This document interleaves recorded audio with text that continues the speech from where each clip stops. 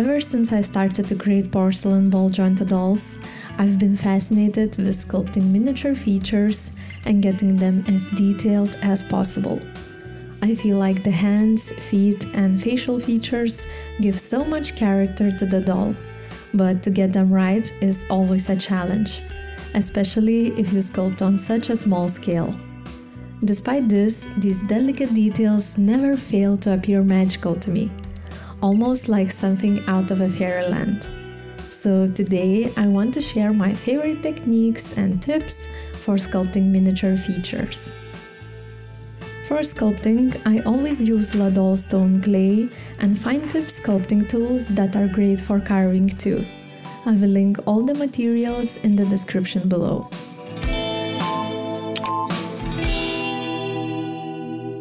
Having some reference pictures can be very helpful when trying to sculpt difficult features. I like to use reference pictures for drawing, which can be incredible when trying to create more expressive poses. You don't have to know every bone or tendon, but being observant and having some basic anatomy knowledge is essential when sculpting realistic details. Even though I'm trying to achieve that realistic look, I don't strive to be 100% accurate.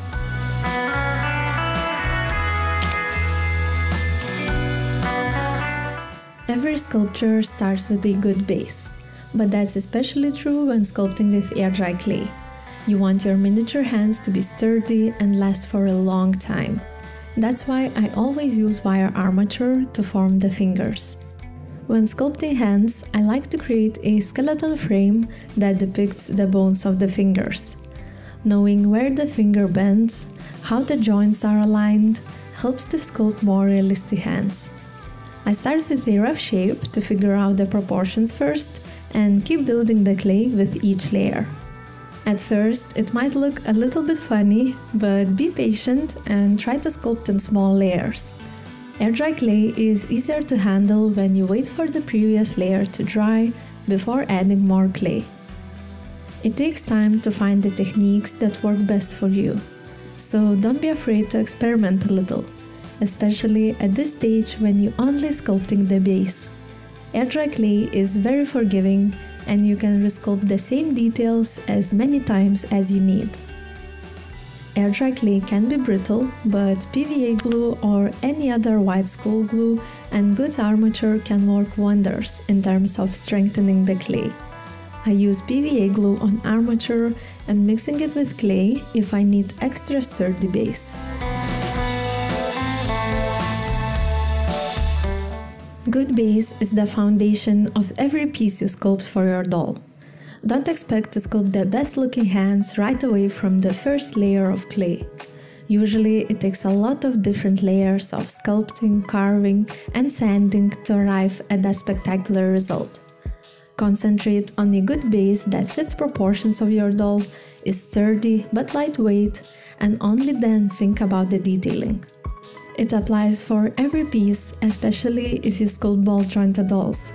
Good base is what will carry you to the next step of carving and detailing to achieve that realistic look, which the next chapter of this video is all about.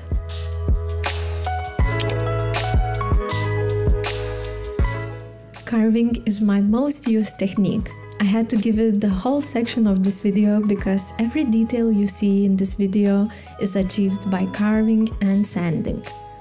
Carving your sculpture with a sharp pointy tool, like an X-Acto knife, will give you the most control when trying to detail miniature features. When the clay has dried fully, carving can help you to create very crisp and sharp details. Arm yourself with patience though, it's not a quick process, and you might need to add some clay here and there if you see that carving doesn't give you the results you seek. To make it more manageable, you can wet the surface of your sculpture so the outer layer would become soft again.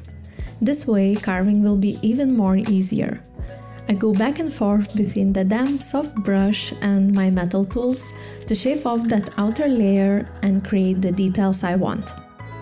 By carving, you can separate the toes and the fingers, and it instantly gives that lifelike, realistic look. For carving, you can even use a needle. Just go slow about it, not to break the clay. I find that carving and sanding are the most underrated steps in doll making. We always seek that next sculpting tutorial, but the most elaborate details are usually done by carving and sanding a lot. When sanding the doll, I start with a medium grit sandpaper to polish rough areas and remove larger bumps in the clay. Then I move on to fine and superfine sanding papers to really polish the clay.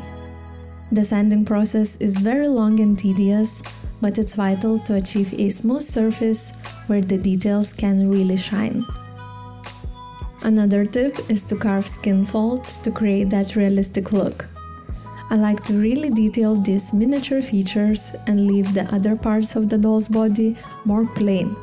This way the doll never looks too busy, but intricate enough to achieve that fascinating feeling that all miniatures have.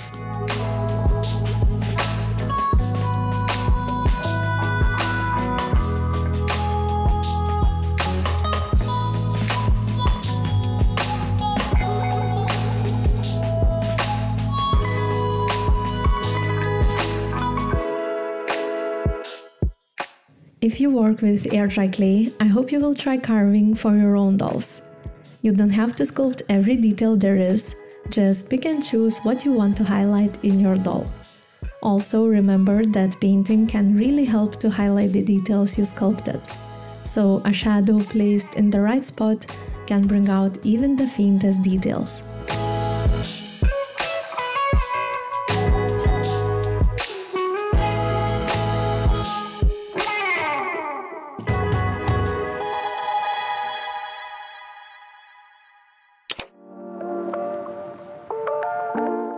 Sculpting miniature parts of the doll requires a lot of patience and dedication.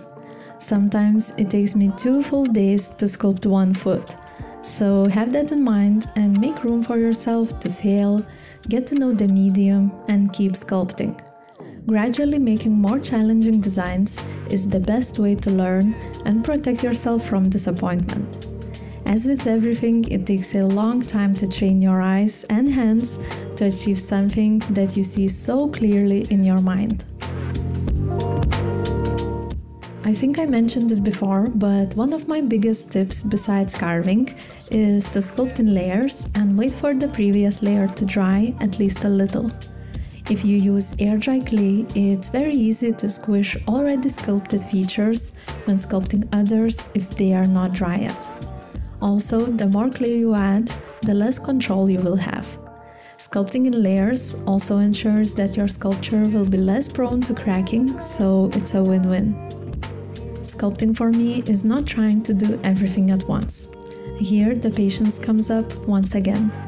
The layers ensure that you follow the guidelines of having a good base, proportions that fit your doll, interesting pose, the shape that's as close to your reference as you can get, and only then you can add small details like nails, skin folds, textures, and all that.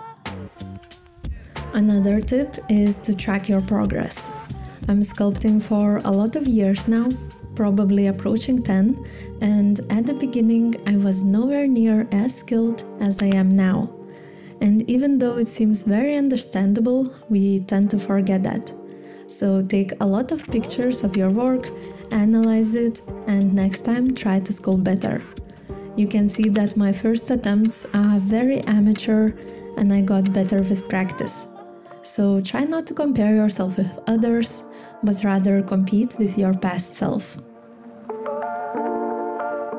I'm thinking about getting a good magnifying glass with a stand and LED lamp to protect my eyes more. It can be very straining to constantly stare at such small details. So if you are sculpting a lot, it can be very helpful to feel less tired, especially around the eyes at the end of the day. If you have any recommendations about that, let me know. Before I go, I want to highlight that there's no one right way to sculpt miniature details for your dolls. Studying references and spending hours sculpting means more than materials or tools you are using. More importantly, have fun and enjoy the process. Let me know if you have any questions. I try to answer all of them in the comments. If you need more step-by-step tutorials or want to see longer videos of my sculpting process, check out my ball-jointed doll sculpting masterclass or join my Patreon for monthly tutorials. Thank you so much if you watched till the end, and I'll see you next time.